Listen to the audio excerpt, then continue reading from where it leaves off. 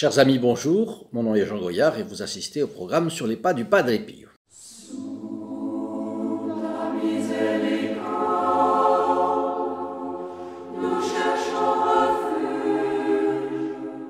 Aujourd'hui, une histoire un petit peu compliquée, jolie, mais à rebondissement, et je l'ai appelée le Génois au visage sale. Pas le visage pâle, le visage sale. Et notre Génois, habitant de Gênes, mais n'oubliez pas avant tout d'ajouter votre like à cette vidéo si elle vous a plu.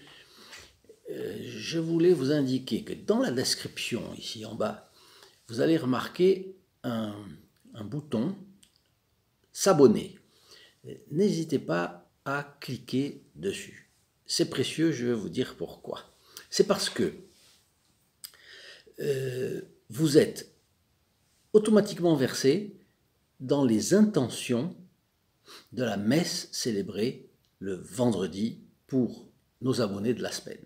Comment ça marche? Peu importe si vous cliquez sur ce bouton en début de semaine ou en fin de semaine, juste avant le vendredi, peu importe, vous êtes versé dans les intentions de cette messe. Et si vous le faites le vendredi, par exemple, alors que la messe vient d'être dite, peu importe, vous serez versé dans les intentions de la messe dite par ce prêtre le vendredi d'après. Donc, vous avez le moyen, comme ça, d'obtenir les mérites, les grâces de cette messe célébrée pour tous nos abonnés de la semaine. Et donc, vous allez voir que quand vous cliquez sur « S'abonner », une clochette apparaît. Actionnez cette clochette et vous serez tenu au courant des bonnes nouvelles qui paraîtront sur notre programme Sur les pas du Padre Pio. Donc aujourd'hui, nous avons l'histoire d'un Génois. Ce Génois, en réalité, il s'appelle Enzo Saltamiranda. Enzo Saltamiranda est un homme qui a expulsé Dieu très tôt de sa vie en réalité.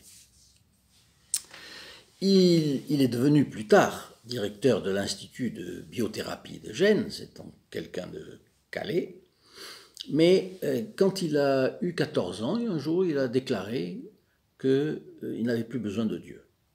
Et à partir de ce jour, il l'a exclu totalement de sa vie.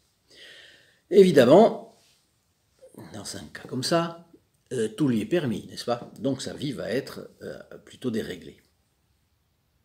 Son caractère, malgré tout, le porte à savoir, à apprendre. Il a un désir insatiable d'apprendre. Et alors, qu'est-ce qu'il va faire?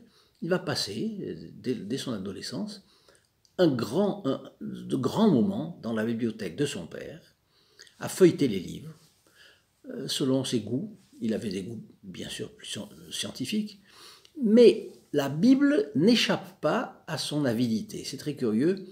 Il lit la Bible pour y trouver des justifications de son athéisme. Il espère trouver des failles, bien sûr, dans la Bible. La guerre arrive. La guerre de 39-45 survient, et là, il est obligé d'interrompre ses études universitaires. Et il est indocile à la vie militaire, mais rebelle même. Et il finit, vous savez où? Il finit en prison.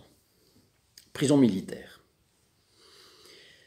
Et après quoi, il n'a pas le choix. Il est envoyé au champ de bataille et en Afrique du Nord. À Tobrouk, il participe à la bataille de Tobrouk, côté anglais, je crois. Et parce que c'est à la fin de la guerre, à ce moment-là, et l'Italie fait partie des Alliés déjà. Et donc, le voilà du côté anglais. Contre les Allemands, il est blessé et il atterrit, tout blessé qu'il est, dans un camp de concentration en Allemagne. Et là, c'est évidemment les tribulations que l'on sait, c'est-à-dire blessé, la douleur, et puis la faim, et puis tout ce qui s'ensuit. Bon, vous voyez que là, notre Génois aurait de quoi craquer. Eh bien, figurez-vous qu'il ne craque pas. Il est solide psychologiquement, et alors que beaucoup d'autres sont déstabilisés, sont dépressifs, sont écrasés par la vie, disons comme ça, en camp de concentration, lui, il s'en sort très très bien, il résiste, il est content d'avoir résisté, et il sort de là, finalement, plus obstiné que jamais dans son athéisme, et avec un orgueil encore plus grand. Bien. Au fond, sa vie ne dépend que de lui et de la manière dont il se met face aux obstacles. Dieu n'entre absolument pas en ligne de compte. Et un jour, il rend visite à un ami. Cet ami est catholique pratiquant. Mario Cavaliere, il l'a raconté. Et son regard s'arrête sur une estampe ou une reproduction montrant le Padre Pio, notre bon père stigmatisé. Et là, il ressent un tel impact que sa gorge se noue et que son ami remarque une émotion totalement inattendue chez cet athée. Alors, dans un souci d'apostolat, vous voyez qu'est-ce que c'est le catholicisme, son ami se procure très vite une copie de cette estampe et à un bon moment, il lui offre. Bien. 2 jours après, mais ça a été rapide, à peine a-t-il lu cette estampe, 2 jours après, le docteur Salta Merenda, et il est donc directeur du département de bioéthique à Gênes, de biothérapie à Gênes, et il saute dans un taxi et il aboutit à San Giovanni Rotondo. Il demande direction San Giovanni Rotondo. Bien, à peine arrivé, il se dit mais ça alors, qu'est-ce que je fabrique dans ce patelin du bout du monde? Donc ça a été vraiment déjà... bon, le chemin est fait, mais sa raison reprend le dessus, disons. Il a eu une émotion, et, bon, une grâce en réalité. Bien. Là, anonyme au milieu de la multitude, notre athée attend, comme tout le monde, il attend l'arrivée du Padre Pio à la sortie de sa messe. Bien. Et le Padre Pio se dirige vers la sacristie où il va confesser les hommes. Puis, voyant le docteur Saltamerenda, il l'interpelle au-dessus des têtes, et voilà ce qu'il lui dit. « Génois, Génois, tu ne vois pas que tu as la figure sale? Tu habites à 2 pas de la mer, et tu trouves le moyen de ne pas savoir te laver? Ta barque est solide, mais il n'y a personne à la barre. » Saltamerenda sent un frisson lui parcourir le dos.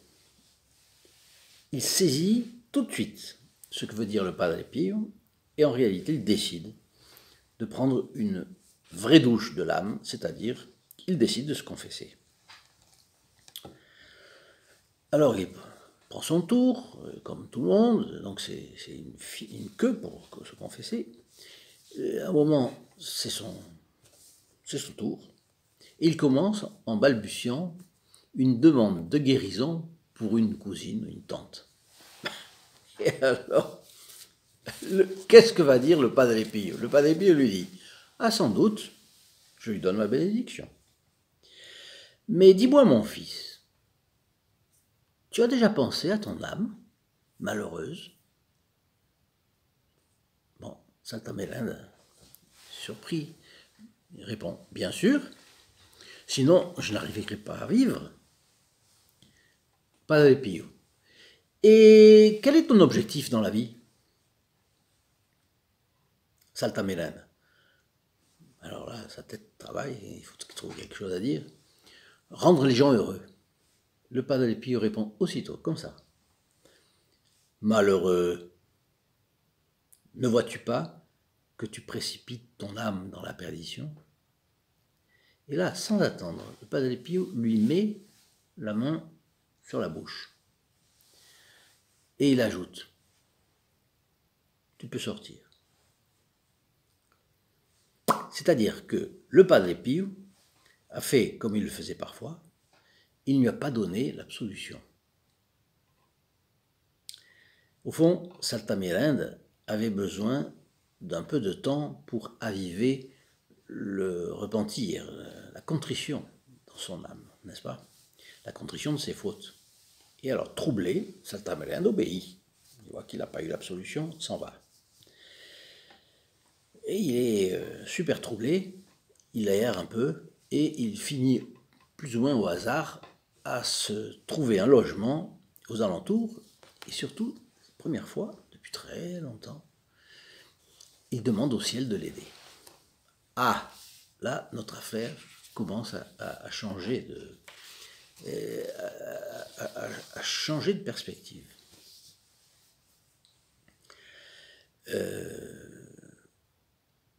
Il se rend compte que partout où il va, et c'est ça la chose incroyable, et partout où il va, il sent un parfum de violette très fort le suivre.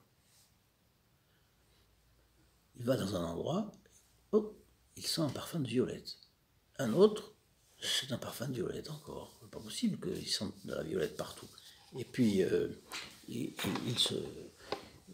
regarde, il voit, non, il n'y a personne autour, il n'y a pas de femme avec un parfum entêtant. Non, non, c'est vraiment étrange. Alors, il se rend compte que c'est une espèce de vague qui le suit. Alors, tout d'un coup, il croise un prêtre capucin.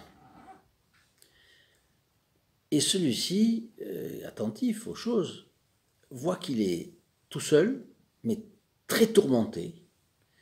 Et donc, solitaire, tourmenté, le capucin lui demande « Qu'est-ce qui se passe ?» Puis finalement, il continue à balbutier, alors il le prend par le bras et il le conduit vers la cellule du Padre Pio. Bon, déjà, à l'entrée du bâtiment, il remarque une petite pancarte. La gloire du monde a la tristesse comme compagne. Et donc ça le travaille. Il entre, et là, il note que dans ce couloir dans lequel il vient d'entrer, les effluves de parfum qu'il avait sentis il y a peu de temps envahissent totalement le couloir. Et là, c'est déjà c'est bizarre. Et puis au bout d'un moment, il voit, quand il arrive près de la cellule du Padre Pio, il voit le Padre Pio qui l'attend. Bon, là va se situer ou le choc, ou le... on ne sait pas. Hein, bon. Alors, avec doigté, le Padre Pio lui a dit, donc il le recevait pour le confesser, très bien, il lui a rafraîchi la mémoire, et puis il lui rappelle ses fautes les plus occultes, les plus cachées, les plus oubliées également. Alors voilà le pénitent qui trouve en fait l'aide dont il avait besoin. Mais l'entretien s'achève par ce dialogue très, très intéressant. Le Padre Pio. Mon fils, tu viens de préparer un pain magnifique. Saltamirinde. Que dois-je en faire maintenant? Le Padre Pio. Le découper en tranches, le distribuer à ceux qui en ont besoin. De cette façon, tu serviras Dieu. Mais tu peux compter sur moi toujours. Tu pourras toujours compter sur moi.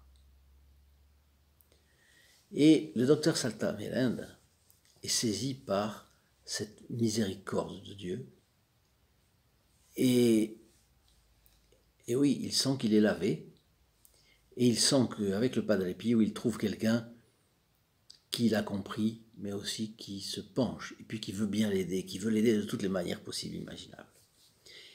Docteur Saltamerinde sanglote comme un enfant, il l'a raconté après. Et il est en train de vivre, il a dit, les moments les plus heureux de sa vie. Au fond, les mots du Padre Pio ont eu un tel effet sur lui, un effet si décisif dans la transformation spirituelle qu'il a, à ce moment-là, qu'il en est arrivé finalement à mettre au service de Dieu, à la disposition du bon Dieu, sa profession, médecin, directeur de l'hôpital de biothérapie de Gênes, c'est pas peu, sa profession, ses biens et finalement sa vie entière. Et voilà un athée endurci, qui s'est véritablement converti sous l'influence du Padre Pio. Voilà, chers amis, ce que je voulais partager avec vous aujourd'hui, c'est pour moi, ça a été une histoire qui m'a beaucoup touché. Si elle vous a touché aussi, n'hésitez pas à mettre votre j'aime, votre like. Ensuite, vous abonner. Vous aurez les mérites de la messe célébrés le vendredi qui suivra votre clic. Et n'oubliez pas non plus d'actionner la clochette qui apparaît quand vous vous abonnez.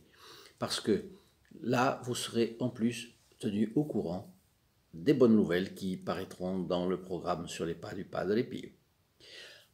Pour terminer, s'il vous plaît, vous savez, vous pouvez beaucoup nous aider dans notre apostolat en partageant cette vidéo, en la faisant connaître, en essayant d'approcher du Padre Pio des connaissances, des relations que vous avez. Et bien sûr, partagez sur les réseaux sociaux, partagez à vos amis, vos relations. Là, vous avez la possibilité de faire énormément pour le Padre Pio. Et je vous garantis, le Padre Pio vous en saura gré. Donc, je vous souhaite une bonne journée, une bonne semaine, sous la direction du Padre Pio, je l'espère bien. Et nous nous retrouverons, bien entendu, autour d'une autre histoire du Padre Pio, qui en a. C'est incroyable de voir à quel point le Padre Pio drainait les âmes vers le bon Dieu. À très bientôt. Au revoir.